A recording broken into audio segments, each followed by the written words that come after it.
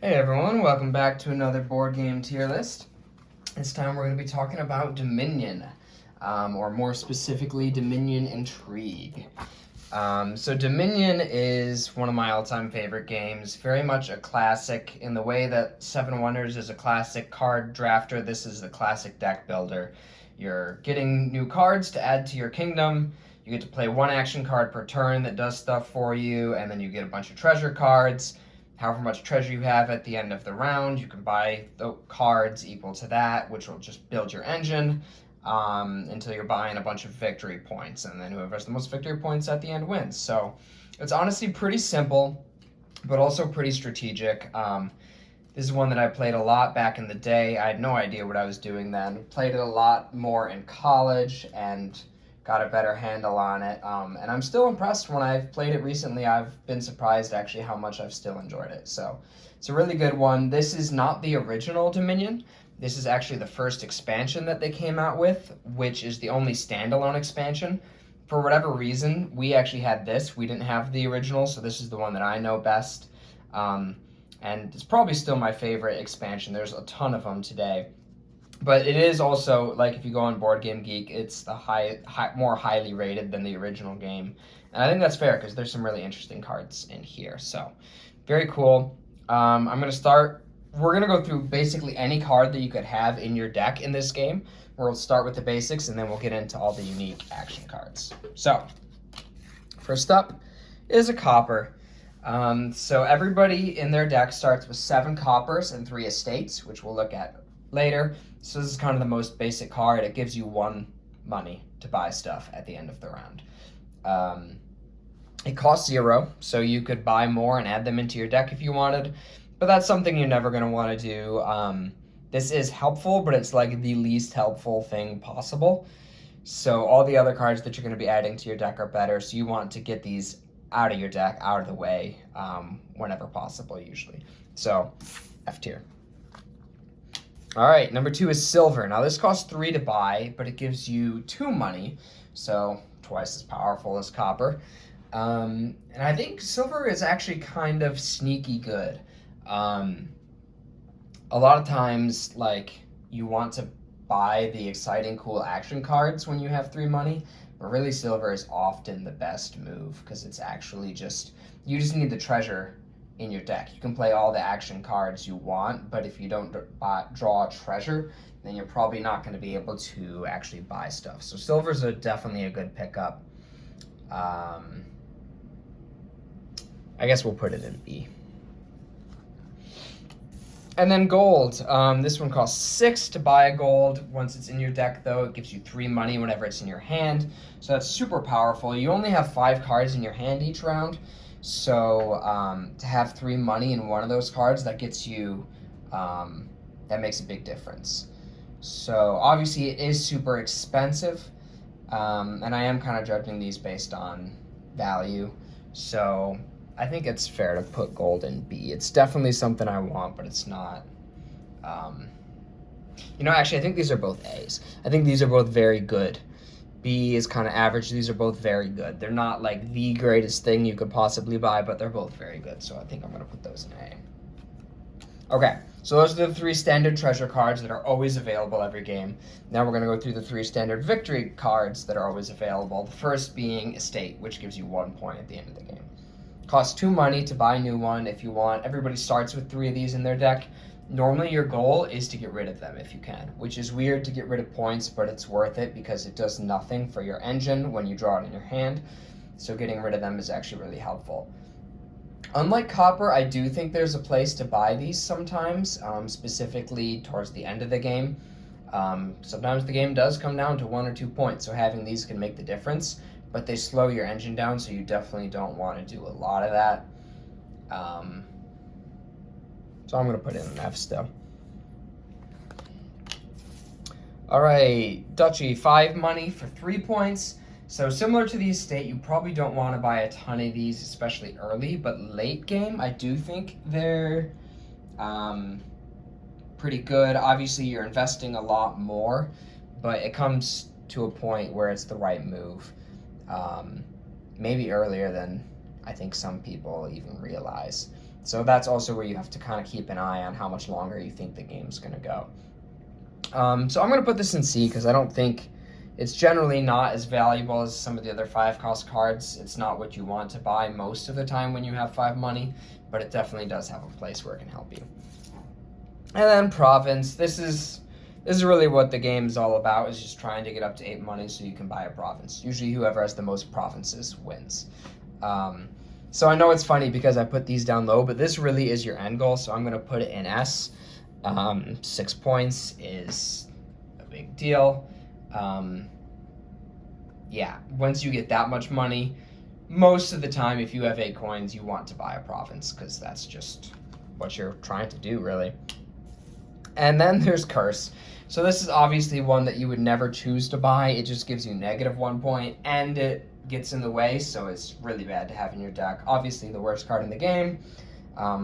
Obviously you would never choose to buy it, but other people will give it to you for some reason. So that's going to be F, of course.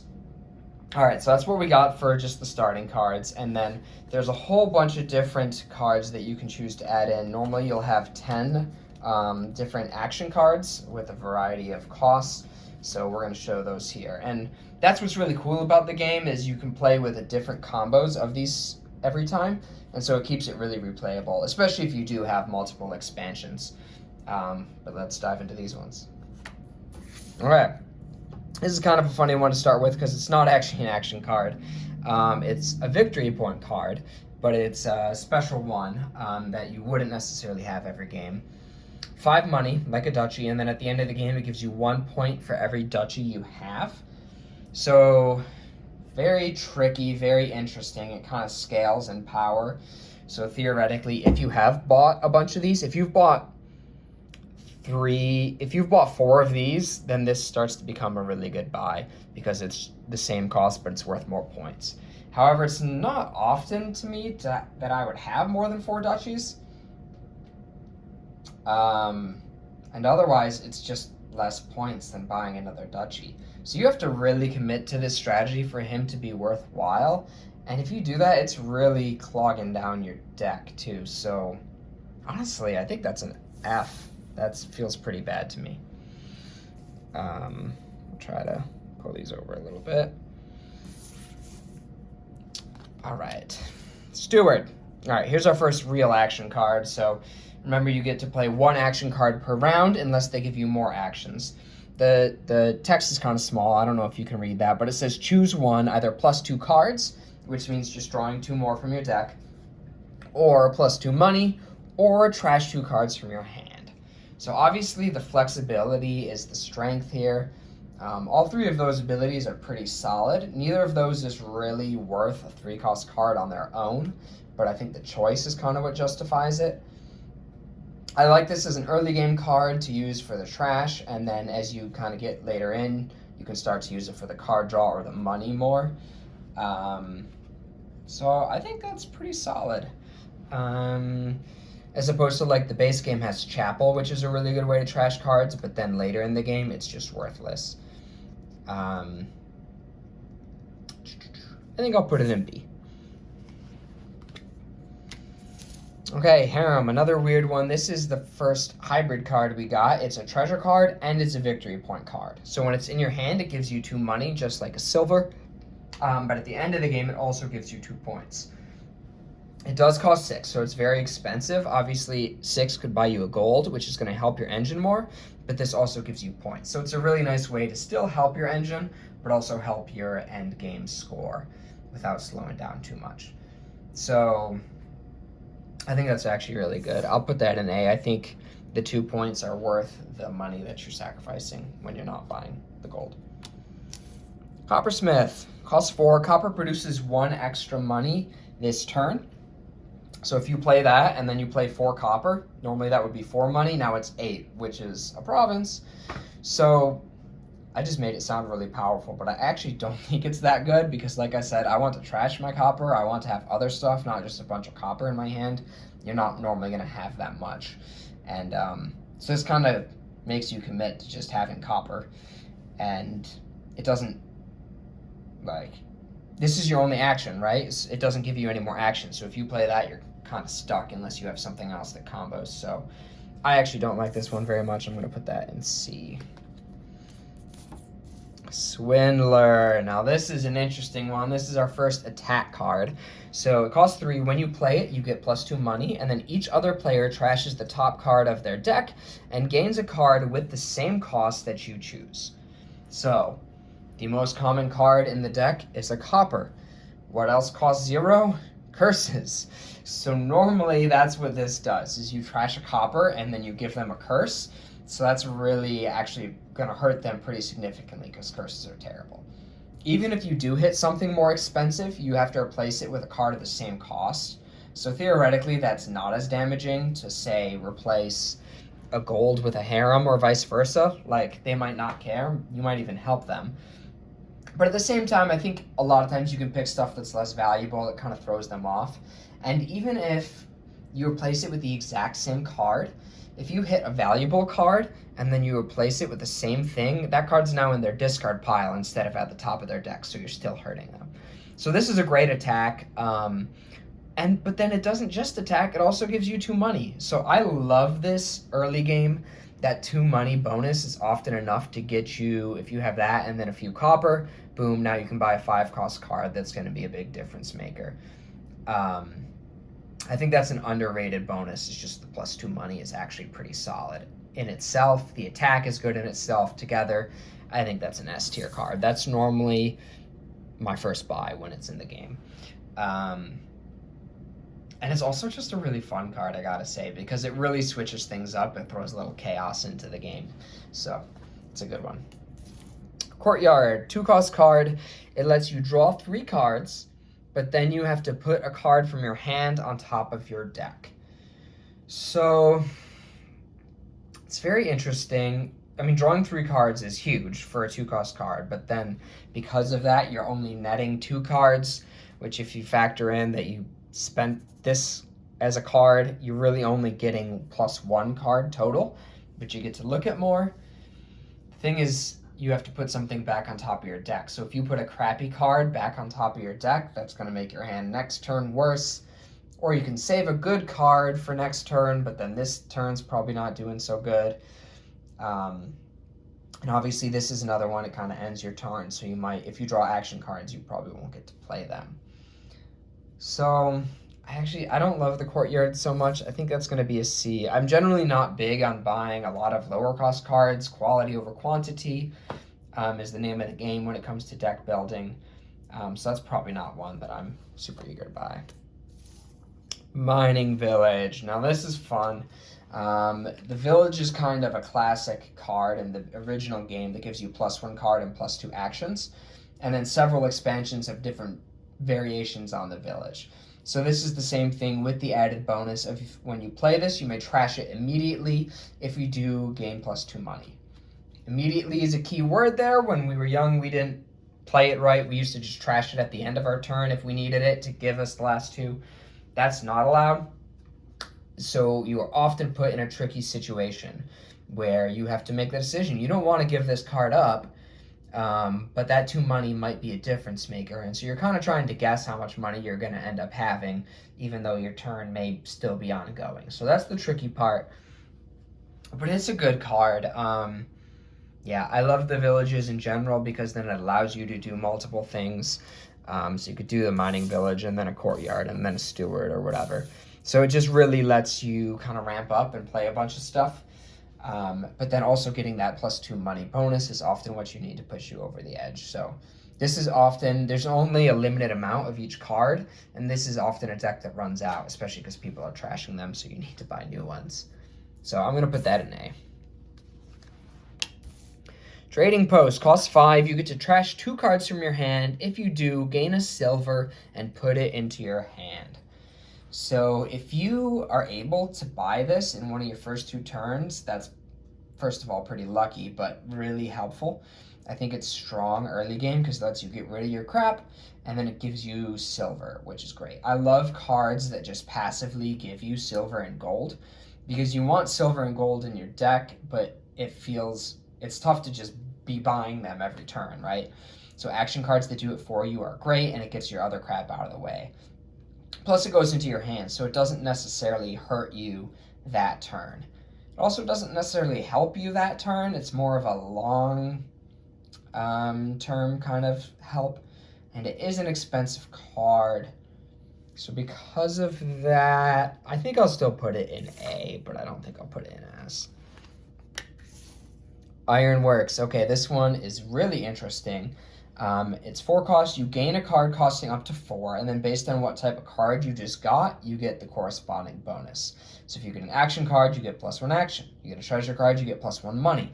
You get a victory card, you get +1 card.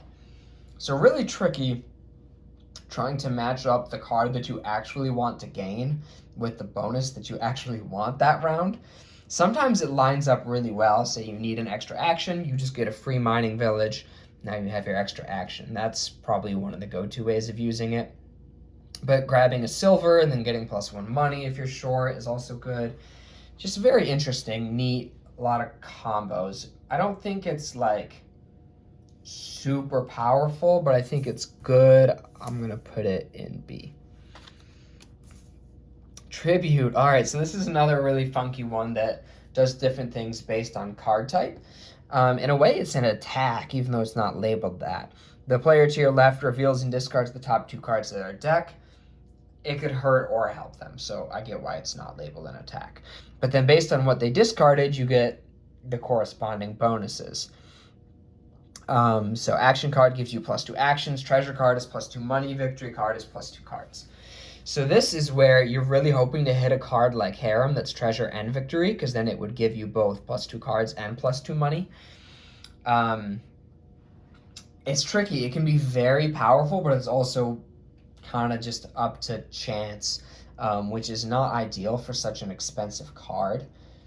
I still think it's good, but not amazing, so I'm going to put it in B. But it's a fun one for sure. I think on the fun scale, I'm a fan. Wishing Well, +1 card, +1 action, so can't hurt you. It basically just automatically replaces itself, right? And then name a card, reveal the top card of your deck. If it's the named card, put it into your hand. So this is where it pays to know your deck and to count cards sometimes so you can have a good guess. The tricky thing with the Wishing Well is always trying to decide whether you should guess for something that's actually really good, like a gold, or guess for something that you're more likely to hit, like a copper, but it's not going to help you as much. At the end of the day, if you don't guess right, this does nothing for you. If you do guess right, it might be helpful, but I don't think this is a super powerful card. I'm going to put it in C. I would prefer the Steward or the Swindler or a lot of other 3-cost cards over it. Bridge. Now this card is really cool. This gives you +1 buy. So normally you can only buy 1 card per turn. If you play this, you can now buy 2. You get +1 money. And then all cards cost 1 less this turn, but not less than 0. So super, super strong. Great early game card because it can let you buy multiple other cards that will help you. For example, if you have just 3 other copper in your hand and then you play this, that 3 copper is 3 money, plus this gives you 4 money. Silver only costs 2, so you can just buy 2 silver just like that. Yeah, it's just a really good card, super powerful. I'm going to put it in S. Upgrade, +1 card, +1 action, trash a card from your hand, gain a card costing exactly 1 more than it. So a good way to, replace your bad stuff with better stuff. The tricky thing is there's nothing that costs 1, so you can't really trash your copper with it because you can't gain a 1-cost card. Whereas like you could trash an estate for a 3-cost card, so that's helpful. It's nice that it replaces itself, unlike, say, the Trading Post, which is more powerful.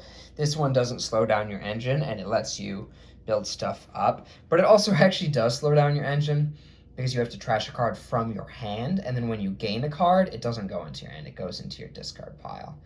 So trashing another strong action card feels pretty pricey. If you have estates, great, but otherwise, I actually don't think this one is that good. For a 5-cost card, yeah, I think I'm gonna put it in C. Secret Chamber. All right, so here's our reaction card, the blue one. So reaction cards respond to attack cards from like the Swindler from other players. The problem with the Secret Chamber, your base game has a card called Moat, which actually blocks other attacks. This one doesn't actually block the attack. It just says when another player plays an attack card, you may reveal this. If you do, you draw 2 cards, and then you put 2 cards from your hand on top of your deck. So that's kind of a cool bonus, but it doesn't actually net you anything, and it doesn't stop the attack. The actual action ability that you can do on your turn is you play it, and then you discard any number of cards, and you get +1 money per card discarded. So it's a good way to turn some victory point cards into money, but it's not very powerful. To spend your only action in the turn on that feels pretty bad. Plus, it's taking up a spot in your hand. So I'm not a huge fan. Oh, man. It kind of depends on what attack cards are in the game, too. Often I do want, like, maybe 1 or 2 of these, but you definitely don't want too many. And it depends on how many victory point cards you have. Like, if you're going for the Duke thing, then sure, it's really good. But I think I'm actually just going to put it in C. Yeah, the 2-cost cards are not the best. Baron, this is a really interesting one that I think may have some divided opinions. It gives you +1 buy, and you may discard an estate card. If you do, +4 money. So that's awesome, because you just turned a card that was giving you nothing this turn into 4 money, which is huge. Especially early game, this is incredible, because you're pretty much always going to have an estate. And then 4 money is really going to let you get something good. Otherwise, gain an estate card. So that's theoretically not great, because you're trying to get rid of estates. But late game, it might be helpful. So tricky. I think much stronger early, not so much late. But I'm okay with that. I'm more than willing to spend the 4 money for this to be my first buy. I'm going to put it in A. If there's a bridge out there, I'm still taking bridge over Baron, but I'd probably take Baron over Mining Village or Ironworks or Coppersmith. I think maybe an underrated card. Minion. Here's another attack. Gives you +1 action, and then you can choose either to get 2 money. Let me just stop there for a second. So that's one option, is you just get an action and 2 money, and then you don't actually attack people at all. Which, sometimes that's the option to choose. Not amazing, but a little helpful. The other option is discard your hand, and then you draw 4 new cards. And each other player with at least 5 cards in hand discards his hand and draws 4 cards. So, obviously it hurts everybody else because it's decreasing their hand size. If you had a crappy hand, or if you somehow played all the other cards from your hand, like if you played a bunch of Wishing Wells and you didn't have much left, this could be a good way to actually net more cards. Usually it's not going to net you any cards, it's just going to come out even. But it's also nice because it gives you that action, so basically it's a great way to save a bad hand. It's not a big difference maker. If you have a good hand, it's not really a card that I would build a deck around. But I think the options are good. If you do have a good hand, you can just take the money. If you don't, you can kind of reset. So, I think that's solid. Masquerade. +2 cards. And then everybody passes a card from their hand to the left simultaneously. And then you may trash a card from your hand. So this is a great play if you have a lot of curses around. Because you just pass your curses to your opponents, which is super great. And if they pass you a new one, you trash it, so you don't have to deal with it. Again, this is one that's high on the fun scale. It kind of introduces some chaos, some crazy things moving around. Even if you don't have curses, you can get rid of crappy cards like estates and coppers if you want, trash stuff. So it helps you improve your deck, but it also helps you that turn because you draw 2 cards. And you get to draw the cards before you pass too, so that's super helpful because you have a lot of options to choose from, so there's probably something good or something bad that would be good to pass. So pretty solid. It does a lot of things for you. I think that's going to be an A. I don't think I can quite get it to S, but it's pretty good. Conspirator, +2 money, and then if you've played 3 or more actions this turn, counting this, you get +1 card and +1 action. So if you hit that combo, very good. +1 card, +1 action, and +2 money for a 4-cost card is great. However, hitting that is certainly no guarantee. So it kind of is dependent on how you're building your deck, what else you have. If you have a lot of mining villages and wishing wells and upgrades, awesome.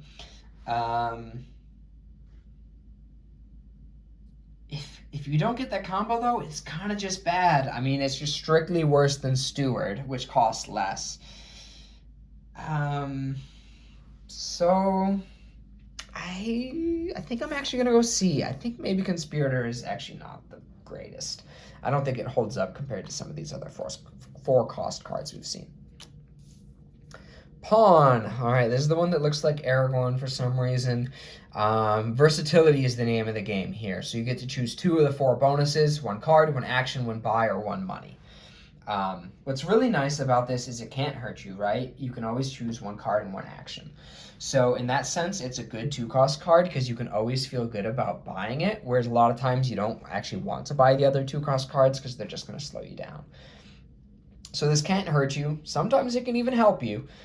When it does help you, it's not going to help you a lot, though. I mean, 1 money, 1 card, 1 buy, like these things are not big difference makers, but it's something. So we'll put him in B. It's a nice buy that you can feel good about. Saboteur, my least favorite card. This is just a really rough attack. It doesn't do anything for you, but it really hurts your opponent. So each other player reveals cards from the top of his deck until revealing one costing 3 or more. He trashes that and may gain a card costing at most 2 less than it. He discards the other revealed cards. So you just get rid of some of your opponent's really good cards and replace it with bad stuff. So yeah, I hate when this card's in the game, because I don't like buying it myself. I have a hard time buying stuff that only hurts others and doesn't actually help me. Maybe that's just my personality. I don't know if that's actually sound strategy, but it's an expensive card for something that's gonna slow down your turn. Yes, it slows everybody down and it does hurt them, so I see the value, but I don't know. I'm gonna put it in C. Feels too expensive for that. I'd much rather have something like Swindler that hurts other people while also helping me. Scout. +1 action, reveal the top 4 cards of your deck, put the revealed victory cards into your hand, put the other cards on top of your deck in any order. So really this doesn't help your current turn very much, but it helps your following turn because it gets all the victory card crap out of the way. And it does give you 1 action, so it doesn't slow you down too much.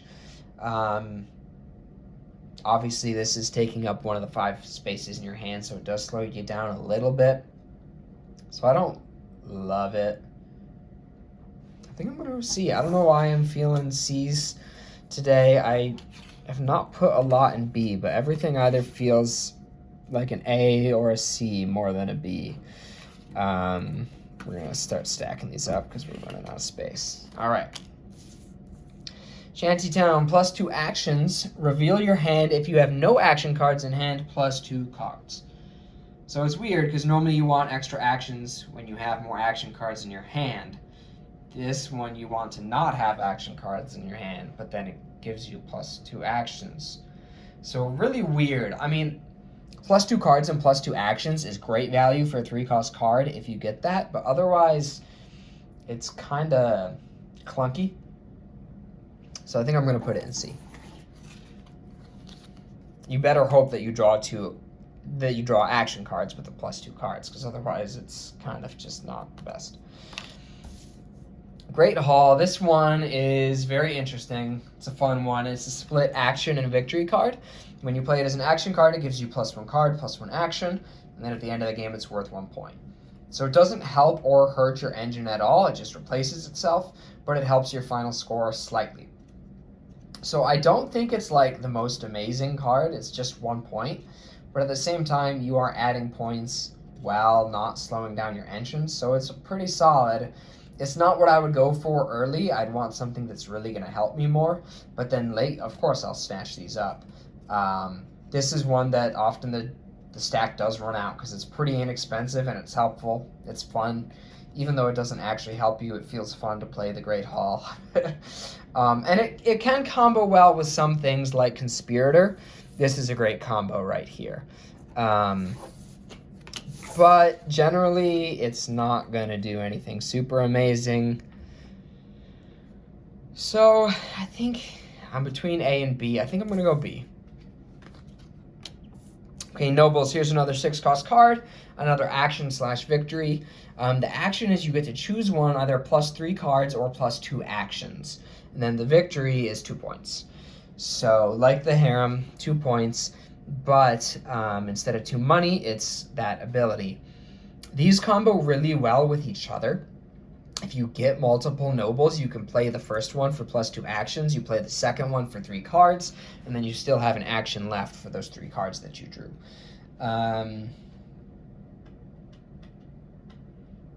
Sometimes it whiffs, I will say, but I think it's just as good as the Harem, so I'm going to put it in A. Okay, this is our last one. One more attack card, the Torturer. This guy lets you draw 3 cards, and then each other player chooses one. He discards 2 cards, or he gains a curse, putting it in his hand.